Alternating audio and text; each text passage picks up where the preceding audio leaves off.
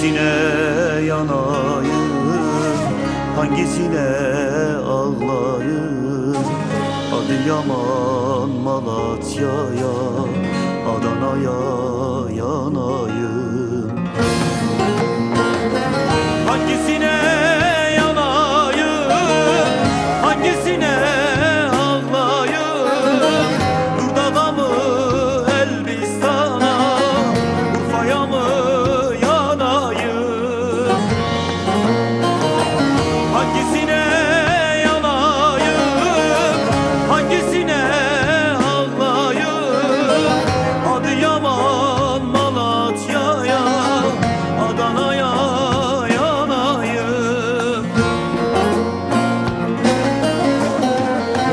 Hangisine yanayım, hangisine ağlayım?